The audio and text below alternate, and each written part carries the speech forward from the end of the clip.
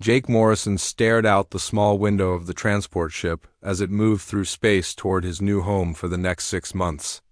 The stars looked different here, far from Earth. He was 28 years old and had never been this far from home before.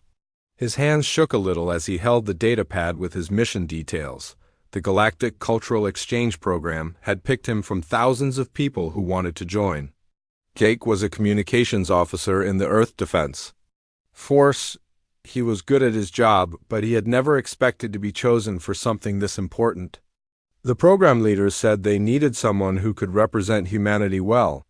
Jake hoped they had made the right choice. The ship pilot, an alien with blue skin and 4 arms, turned to look at him. "We will arrive at the Xanthari Academy in 2 hours," the pilot said in broken English. "You nervous, human?" Jake nodded. "A little bit. This is my first time meeting so many different alien species." The pilot made a sound that might have been laughter. "Academy has beings from 12 worlds. You will be only human there." Very interesting for them. That made Jake even more nervous. He had read about some of the species he would meet.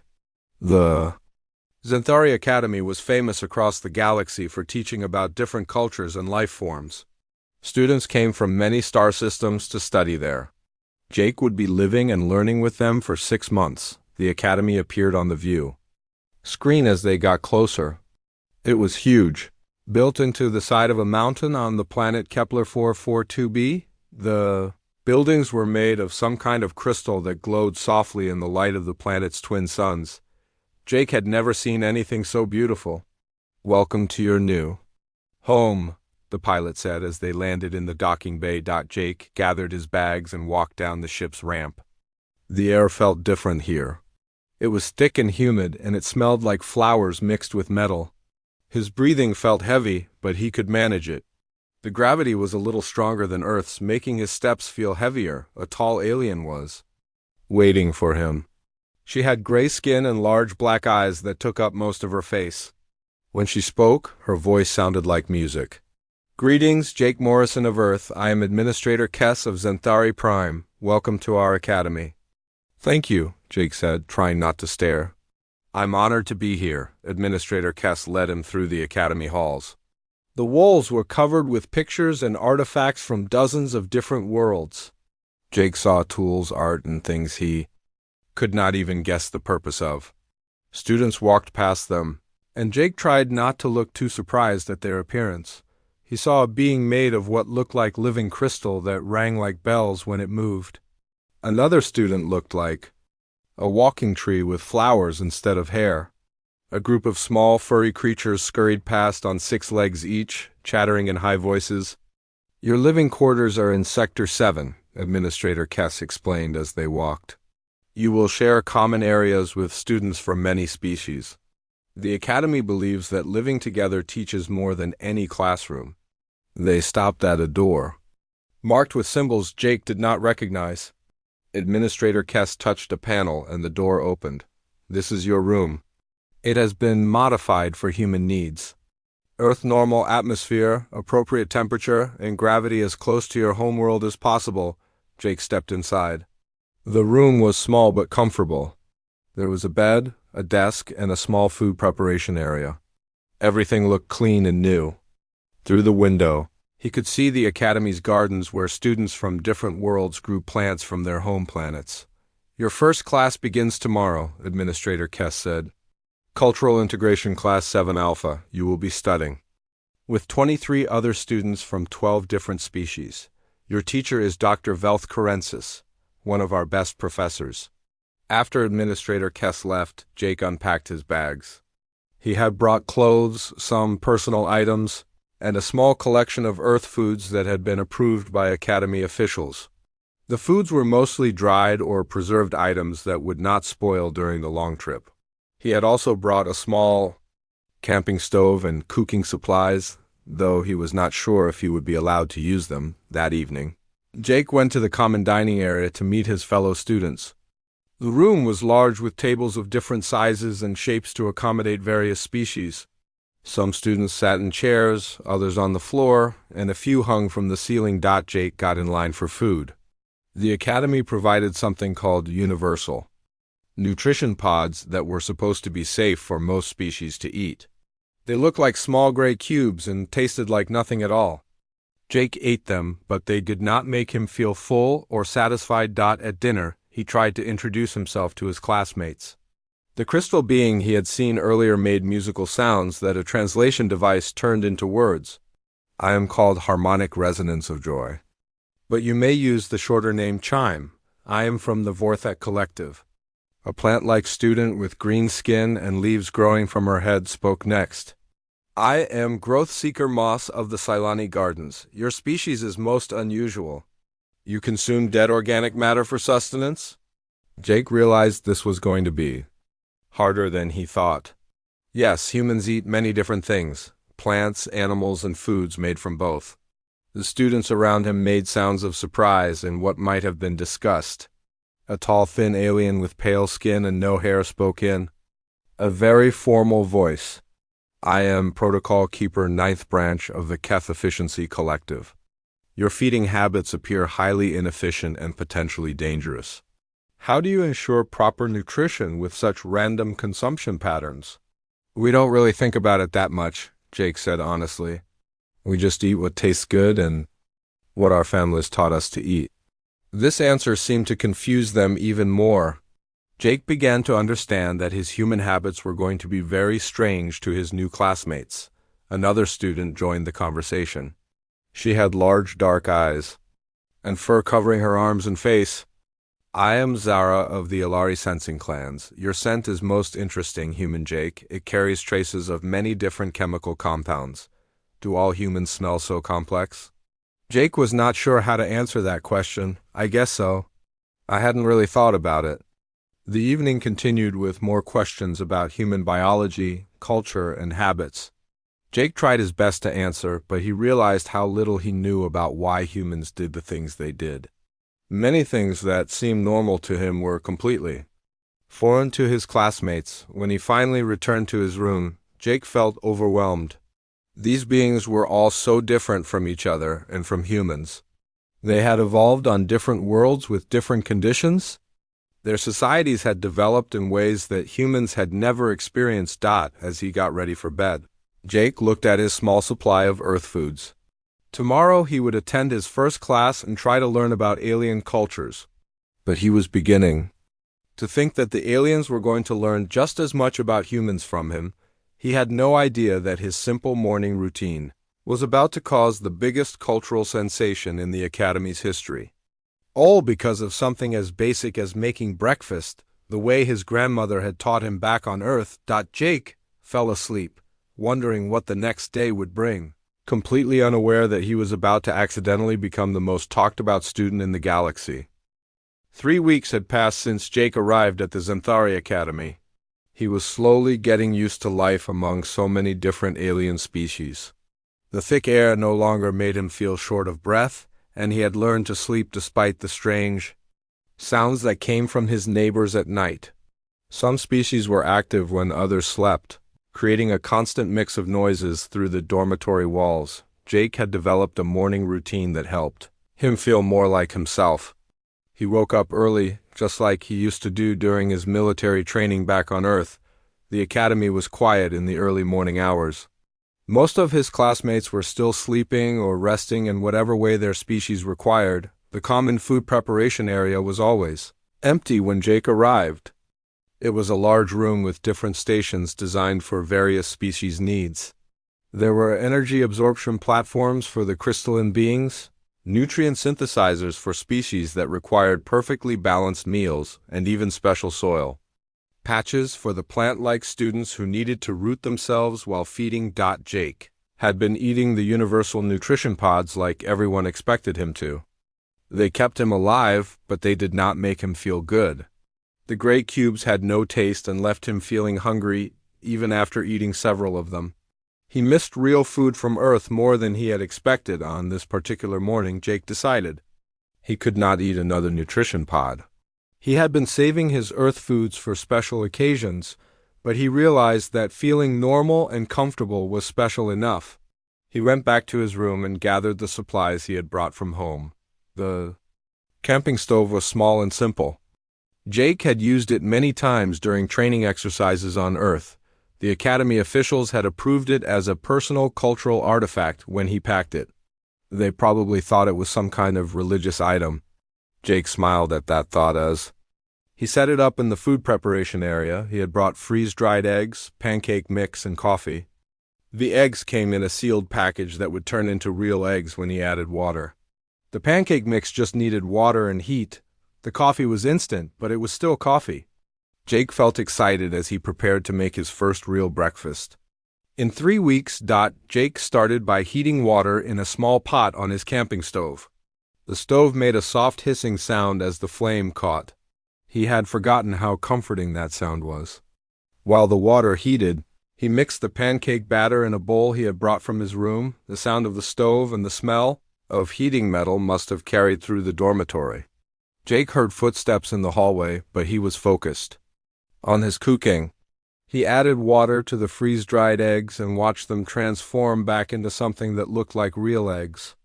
It was like magic, but it was just human technology. When Jake turned around to get more supplies, he jumped. Zara was standing in the doorway, her large dark eyes wide with curiosity.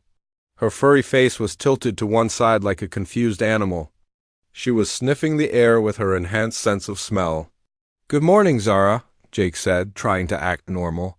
"I'm just making breakfast." Zara stepped closer, still sniffing. "The chemical signatures are most unusual, human Jake. What is this process you are performing?" Jake looked at his simple cooking setup. To him, it was just making breakfast. To Zara, it probably looked like some kind of strange chemistry experiment.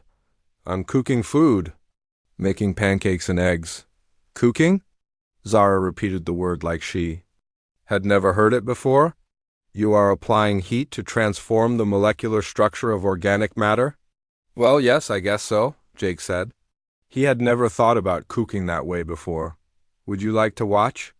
Zara nodded eagerly and moved closer. Jake continued with his breakfast preparation, trying to explain what he was doing. He heated oil in a pan and poured some pancake batter to make the first pancake. The batter sizzled when it hit the hot pan. Zara made a sound that the translation device turned into something like surprise or alarm. "The organic matter is changing color and texture rapidly. Is this normal? Are you certain it is safe?" Jake flipped the pancake with a quick movement of the pan. To him, it was natural and easy. He had learned to flip pancakes when he was a child, standing on a chair in his grandmother's kitchen. But Zara stepped back as if Jake had just performed magic. "How did you manipulate the gravitational field to reverse the food item?" Zara asked, her voice full of amazement. Jake laughed. "I didn't manipulate gravity, I just flipped it. Here. Watch." He flipped the pancake again, catching it perfectly in the pan. More footsteps approached. Chime, the crystalline being, appeared in the doorway. Their crystal body caught the light from Jake's stove flame and created small rainbows on the walls. The musical sounds they made were translated as confusion and interest. "Greetings, human Jake, Zara of the Alari. I detect unusual thermal patterns and vibrational frequencies from this location. Is there a mechanical malfunction requiring assistance?" Jake was starting to realize that his simple breakfast was causing quite a stir. "No malfunction, Chime. I'm just cooking breakfast. It's something humans do every day." Chime's crystal body rang with sounds that meant deep confusion. "You alter the thermal state of organic compounds as a daily practice. For what logical purpose?" "To make it taste better," Jake said simply, "and to make it safe to eat." This answer seemed to confuse both Zara and Chime even more. Jake started cooking the eggs while the pancakes stayed warm. The eggs sizzled and bubbled in the hot oil. Zara watched every movement with intense focus, as if Jake was performing the most complex scientific procedure she had ever seen. Protocol keeper. Ninth branch appeared next. The tall, pale Keth stood rigidly in the doorway, observing Jake's cooking, with what looked like horror and fascination. They spoke in their usual formal manner. "Human Jake Morrison, I must request clarification regarding your current activities. You appear to be conducting uncontrolled chemical reactions on consumable organic matter without following any discernible safety protocols or efficiency guidelines. Jake was scrambling the eggs now, stirring them gently as they cooked.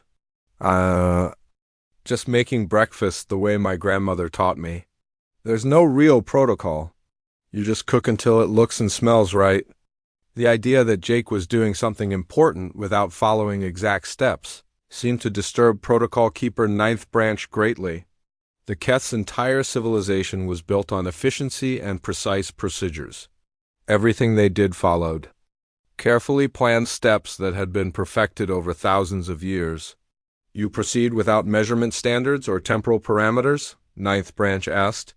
How do you ensure consistent results? What prevents catastrophic failure? Jake shrugged as he removed the eggs from heat. Experience, I guess. If you mess up, you just start over. It's not that complicated. More students had gathered in the hallway, drawn by the sounds and smells of Jake's cooking. Moss, the plant-like Silani, pushed through the crowd. Her leaves were turned toward Jake with what might have been shock or disgust. Human Jake, you are destroying living matter with thermal energy, Moss said, her voice carrying a tone of dismay. These were once living organisms. How can you consume them after causing such violence to their molecular structure?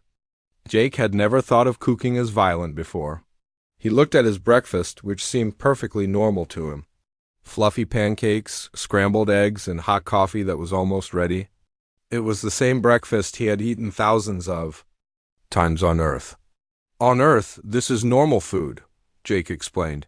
Humans eat plants and animals. We cook them to make them taste better and to kill any dangerous bacteria.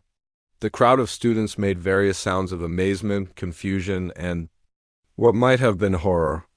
Jake realized that he was surrounded by beings who had completely different relationships with food and eating than humans did.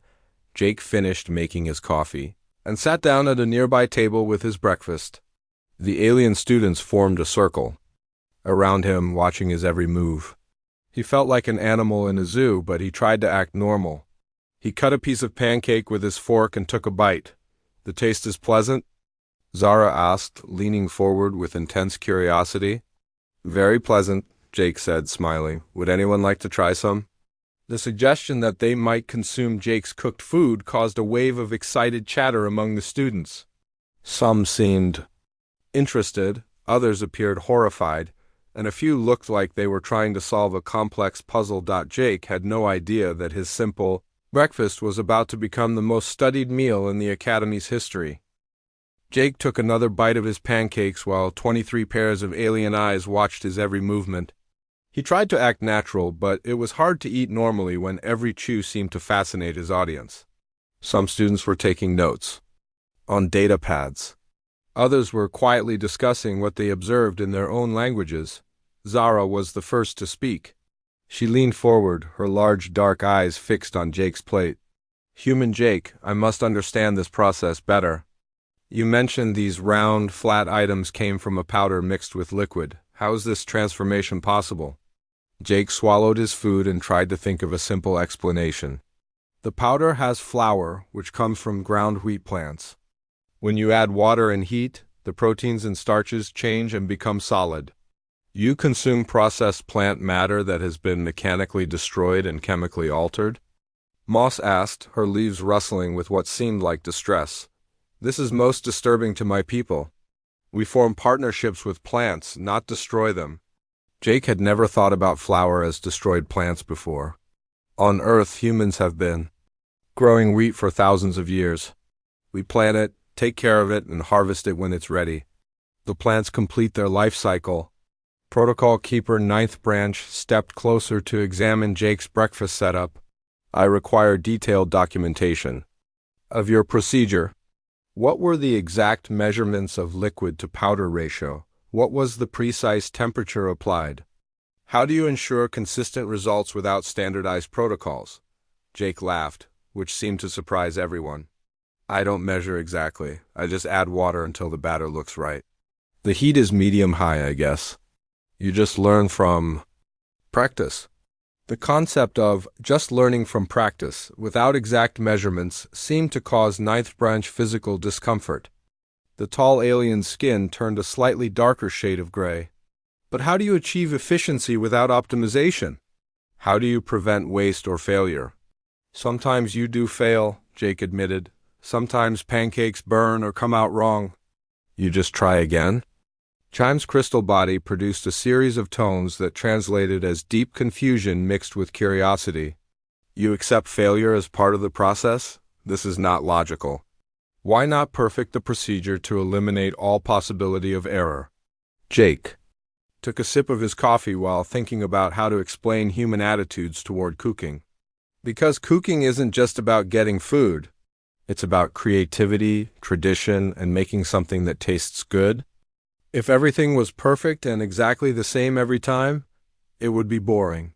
The word boring seemed to puzzle several students. Their translation devices struggled with the concept. A small, furry student named Quickstep from the Rena Collective spoke up in a high, squeaky voice. What is this boring? Is it a type of failure mode? Boring means not interesting or fun, Jake explained. Humans like variety and surprise, even in small things like food. This statement caused excited chatter among the students.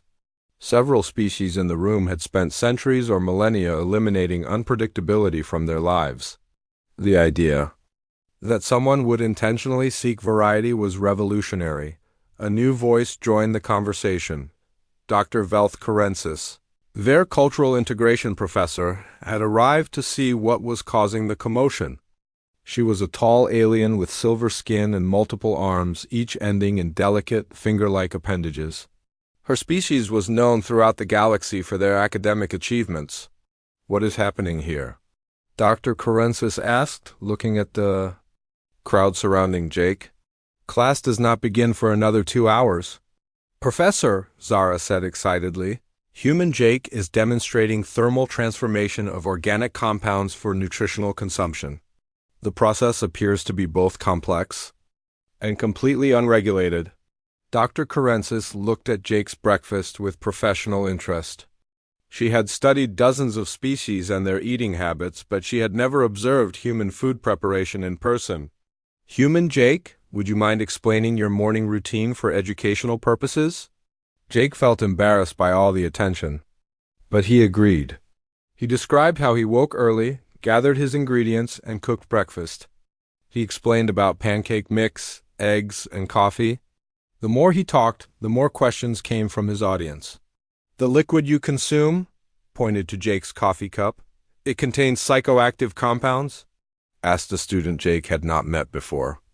This alien had blue skin covered in scales and multiple eyes that moved independently of each other. Well, yes, Jake said. Coffee has caffeine. It helps humans wake up and feel alert. The blue alien's multiple eyes all focused on Jake at once.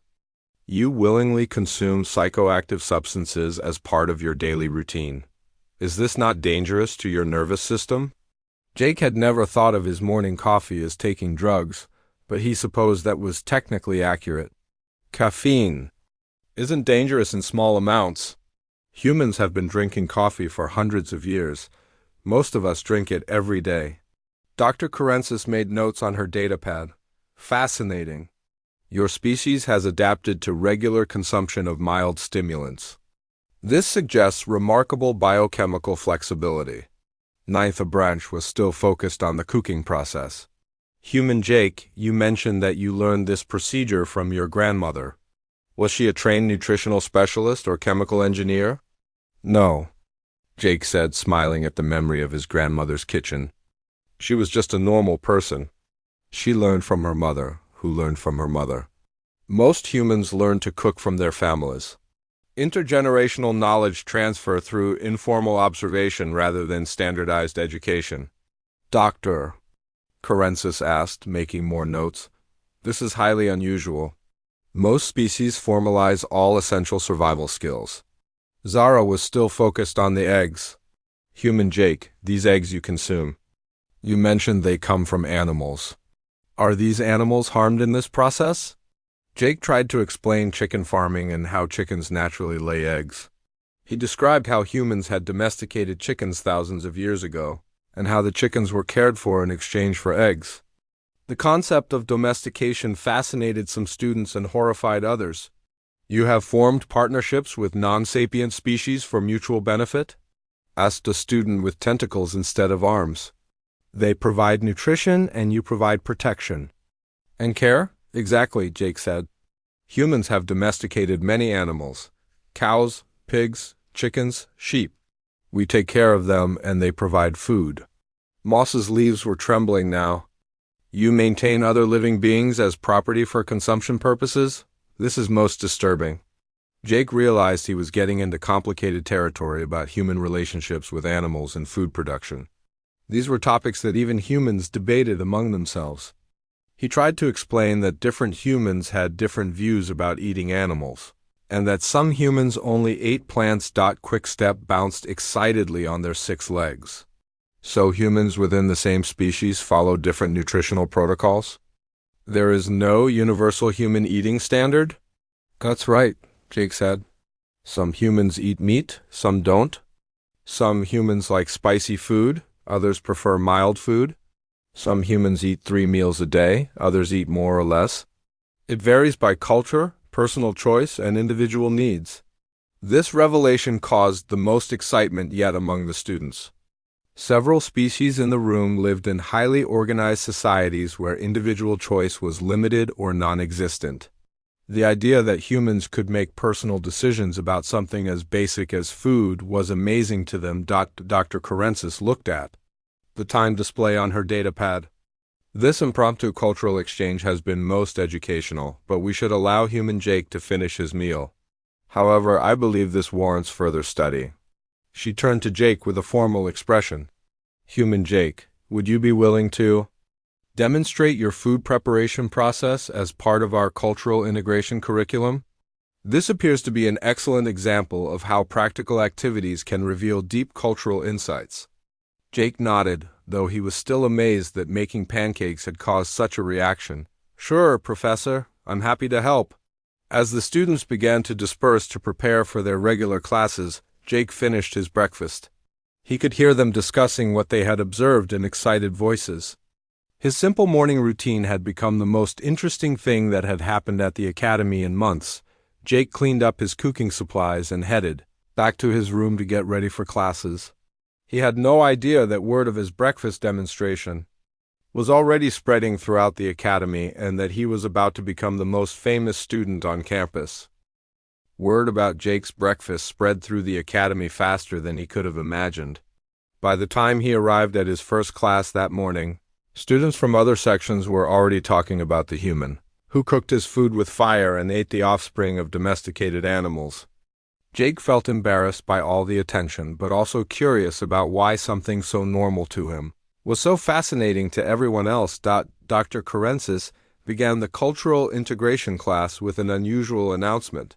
Today we will deviate from our planned curriculum to examine a practical demonstration of cultural differences that occurred this morning. Human Jake has agreed to help us understand how food preparation reveals deeper aspects of species behavior and social organization. Jake found himself at the front of the classroom, facing 23 alien students who looked at him with intense curiosity. He had never been comfortable speaking in front of groups, but Dr. Karensis encouraged him to simply tell his story naturally.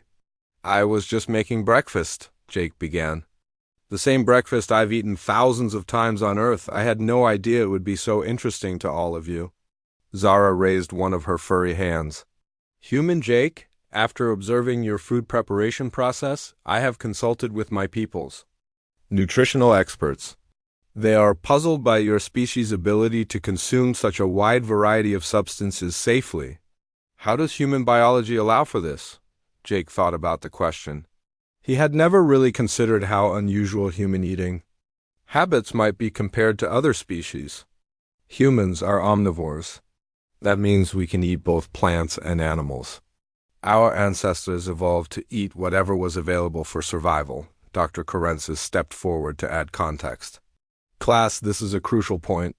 Most species in our galaxy have highly specialized diets. The Ilari, like Zara, consume only specific protein compounds. The Keth eat optimized nutrition blocks. The Vorthek absorb pure energy. But humans appear to have maintained broad dietary flexibility. Chive's crystal body produced a series of harmonic tones. The translation came through clearly. This adaptability suggests humans evolved in an environment with variable food sources. Your species developed the ability to survive on many different types of nutrition rather than specializing in one optimal source, Jake nodded. That's right. Earth has many different climates and environments.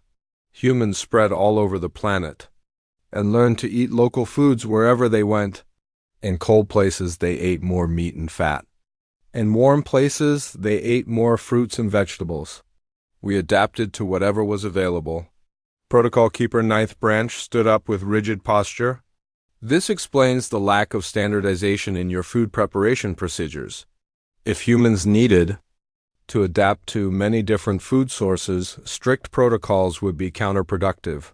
Flexibility became more valuable than optimization. Jake was amazed by how much these aliens were learning about humanity just from watching him make pancakes. Things he had never thought about were becoming clear through their questions and observations. New student Jake had not met before raised a tentacle to speak. I am Deep Current from the Aquatic Scholars of Nereid. Your breakfast included the consumption of heated liquid containing psychoactive compounds. This suggests your species has developed tolerance for substances that would be harmful to many others. How widespread is this tolerance? Jake thought about all the things humans regularly consume that might be unusual. Humans eat and drink lots of things that are technically harmful in large amounts. Coffee, alcohol, spicy peppers, chocolate. We seem to enjoy things that give us small, safe amounts of stress or stimulation. Fascinating, Dr. Karensis said, making notes. Your species appears to seek controlled exposure to mild toxins for pleasure. This suggests a highly adaptable biochemistry and perhaps a psychological attraction to manageable challenges. Moss spoke up, her leaves rustling with what Jake was learning to recognize as confusion mixed with fascination. Human Jake, you mentioned? That different humans prepare food differently, even within the same family groups. How do you maintain species-wide nutritional standards? We don't, Jake said simply. There are no species-wide standards for humans. Different cultures eat completely different foods. Some humans have never eaten meat. Others eat mostly meat. Some humans eat insects. Others think that's disgusting. This statement caused excited chatter throughout the classroom. Several students were taking rapid notes, while others appeared to be having difficulty processing the information. Quick Step bounced on their 6 legs. But how do you ensure optimal nutrition without standardization? How do you prevent malnutrition or poisoning? Jake thought about how to explain human trial and error learning. Humans learn by trying things and seeing what happens. If something makes us sick, we don't eat it again. If something tastes good and makes us feel healthy, we eat more of it. We share information about what works and what doesn't. So, human nutritional knowledge is distributed across the population rather than centrally managed? Dr. Karensis asked. Each individual and cultural group develops their own expertise? Yes, Jake said. My grandmother taught me to cook, but she learned different recipes than someone from another country or culture. Humans have developed thousands of different ways to prepare food. A student Jake recognized as being from the Methane-Breathing Titan Collective spoke through a translation device. This distributed knowledge system appears inefficient, yet you described it as successful for thousands of years. How does this contradiction function? Jake had never thought about human culture as a knowledge system before. I guess because we share information freely. When humans meet other humans with different food traditions, we often learn from each other. We try new foods and new cooking methods. The best ideas spread naturally. Ninth Branch was clearly struggling with this concept. But without central optimization, how do you prevent the spread of inferior procedures? How do you ensure continuous improvement? We don't ensure it, Jake said. Sometimes bad ideas do spread. Sometimes good ideas are lost. But overall, humans keep experimenting and improving. We compete with each other to make better food, which drives innovation. Dr. Karensis was writing rapidly on her datapad. Class, what Human Jake is describing is a decentralized evolutionary system for cultural knowledge. Instead of top-down optimization, humans use bottom-up experimentation with natural selection of successful innovations. Zara leaned forward with intense interest. Human Jake, this morning you mentioned that cooking makes food taste better. Can you explain this concept of taste? My people focus primarily on nutritional content and chemical composition. Jake realized he was going to have to explain something he had never really thought about before. Taste is how food feels in your mouth and how it affects your senses. Sweet, salty, sour, bitter, spicy. Humans enjoy food that tastes good, not just food that keeps us alive. You consume nutrition for pleasure as well as survival? Asked Deep Current. This suggests food serves social and psychological functions beyond basic biological needs. Exactly, Jake said, getting more excited as he realized how much there was to explain. Humans cook special foods for celebrations. We share meals with friends and family. We use food to show love and care for other people. Food is connected to our emotions and relationships. Chime's harmonic tones expressed what the translator called profound revelation. So, food preparation and consumption serves as a bonding mechanism for human social groups. This explains the complexity and variability we observed.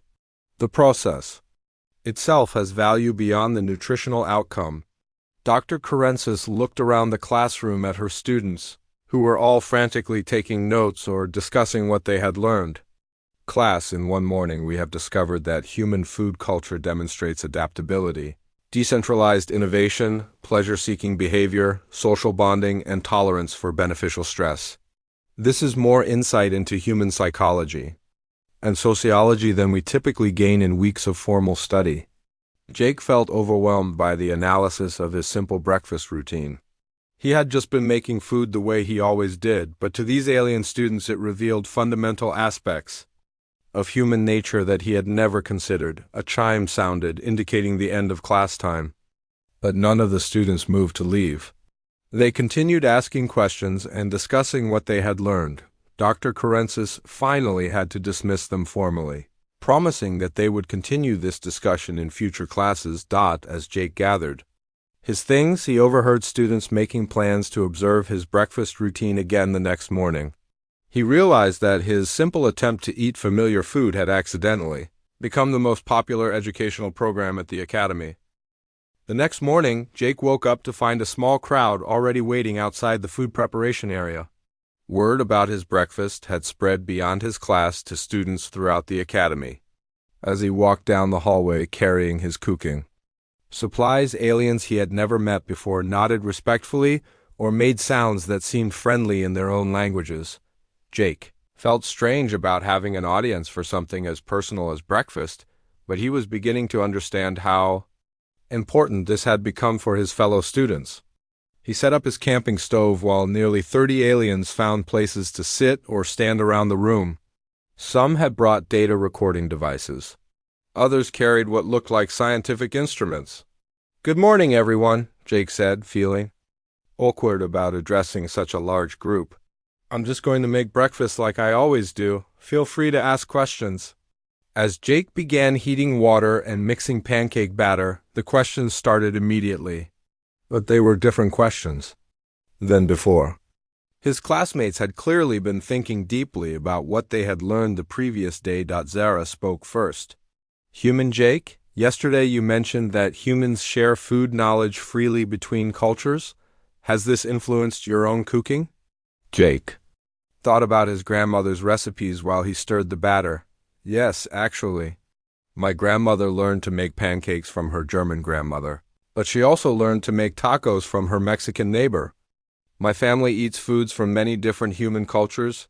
A new student, a tall being with purple skin and 4 eyes, stepped forward. "I am Scholar Rainwatcher from the Unified Territories of Kepler Prime.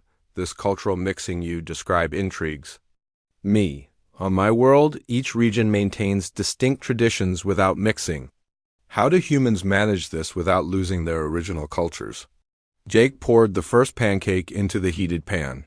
"Humans don't usually worry about losing culture that way. We think mixing cultures makes them stronger and more interesting. When we learn new ways to cook or new foods to eat, it adds to what we already know instead of replacing it. Chime's crystal body produced a series of tones that translated as amazement. So human culture grows through addition rather than replacement. This explains the complexity and adaptability we have observed. Protocol Keeper Ninth Branch had been studying Jake's cooking technique carefully. Human Jake, I have observed your pancake flipping procedure for 3 days now. Each time, you execute the motion slightly differently, yet achieve similar results. Yesterday you explained this as adaptation, but I'm beginning to understand it as something more significant. Jake flipped the pancake, catching it perfectly as usual. What do you mean? You are demonstrating real-time problem-solving, Ninth Branch said, their formal tone carrying what sounded like excitement. Each pancake is slightly different in size, thickness, and heat distribution. You automatically adjust your technique for each individual circumstance. This is not inefficiency, this is sophisticated adaptive intelligence. Dr. Karensis had arrived with several other professors. Jake noticed that his morning cooking demonstration had become an official academic event. The professors were taking notes and discussing what they observed in low voices. Human Jake, Dr. Karensis said, we have been analyzing the implications of your food culture for broader understanding of human civilization. Would you mind if we ask some questions about how this relates to other aspects of human society? Jake nodded while he started cooking eggs. He was getting used to being studied like a science experiment, though it still felt weird. A professor Jake had not met before stepped forward. She had silver skin and multiple arms like Dr. Karensis, but with different markings that suggested she was from a different academic department. I am Dr. Lintal from the Department of Evolutionary Psychology. Human Jake, this adaptability you demonstrate in cooking, do humans apply this same approach to other challenges? Jake thought about how to answer while he scrambled the eggs. I think so. Humans are pretty good at figuring out solutions to new problems. We try different approaches until we find something that works. Can you give us examples? Dr. Lintal asked. Jake described how humans had spread across Earth by adapting to different environments. He talked about how human cities were all different, because they were built to work with local geography and climate. He mentioned how human languages had evolved differently in different regions, but humans could still learn to communicate across language barriers. Quickstep bounced excitedly. So human civilization itself uses the same principles we observe in your food preparation. Adaptation, experimentation, and sharing of successful innovations? I guess so, Jake said, pouring his coffee. Humans are always trying new things and learning from each other. Moss had been very quiet, but now she spoke up. Human Jake, I have been troubled by the consumption of other life forms. But observing your culture has helped me understand something important. You do not simply take from other species, you form relationships with them. You care for chickens and receive eggs. You cultivate plants and harvest their products. This is partnership, not destruction. Jake smiled at Moss. He was glad she was feeling better about human eating habits. That's right. Humans learned long ago that taking care of plants and animals is better than just hunting and gathering. We work together. A student from the back of the room called out a question. Human Jake, if humans are so adaptable, why do you still make breakfast the same way your grandmother taught you? Why not constantly experiment with new methods? This was a question Jake had not expected. He thought about it while he sat down with his finished breakfast. Because some things are worth keeping the same, this breakfast reminds me of home and family. It makes me feel connected to my grandmother and my culture. Humans value tradition as much as innovation. Dr. Karensis made a note, so humans balance adaptation with preservation. You maintain cultural continuity while still allowing for change and growth. Yes, Jake said, taking a bite of pancake. Humans like having some things that stay the same and some things that change. It gives us stability and excitement at the same time. The crowd of students and professors continued asking questions as Jake ate his breakfast. They wanted to know about human families, human education, human art, and human emotions. Jake answered as best he could, though he was amazed by how much they could learn about humanity from such simple observations. After Jake finished eating and cleaned up his supplies, Dr. Karensis made an announcement. The Academy administration has decided to formalize this cultural exchange. Human Jake will be appointed as our first practical cultural consultant. Instead of just attending classes, he will help develop new programs that use everyday activities to teach about different species and cultures. Jake felt honored and overwhelmed at the same time. I'm just cooking breakfast. I don't know if that makes me qualified to be a cultural consultant. That is exactly what makes you qualified, Dr. Karensis said. You have shown us that the most profound cultural insights often come from the most ordinary activities. Your breakfast has taught us more about human adaptability, social organization, and psychology than any formal presentation could have. Over the following weeks, Jake's breakfast became part of the regular academy curriculum. Students from all over the galaxy came to observe and ask questions. Other species began sharing their own daily routines, leading to deeper understanding. Between all the different cultures represented at the Academy, Jake also started learning from his alien classmates. He watched Chime absorb energy through crystal matrices, observed moss form temporary root connections with the Academy's soil, and studied the cat's perfectly optimized daily schedules. Each species had developed beautiful and logical solutions to the challenges of existence. The human breakfast incident, as it came to be known in academic circles, changed how the Academy approached cultural education. Instead of formal lectures about alien customs, students now participated in practical activities that revealed deeper truths about how different species lived and thought. Jake's assignment was extended indefinitely. He wrote regular reports to Earth about what he was learning, but his most important contribution was simply being himself. By making pancakes the way his grandmother had taught him, Jake had accidentally created a revolution in interspecies understanding. Years later, when Jake finally returned to Earth, he brought with him new ideas about adaptation, cooperation, and cultural exchange that had been inspired by his alien classmates. The breakfast that had baffled an entire alien class had ended up teaching Jake just as much about humanity as it had taught them. The Academy still serves Jake's pancake recipe in their cultural center, with a plaque that reads, "Sometimes the greatest diplomatic breakthroughs come not from grand negotiations, but from the simple act of sharing who you are."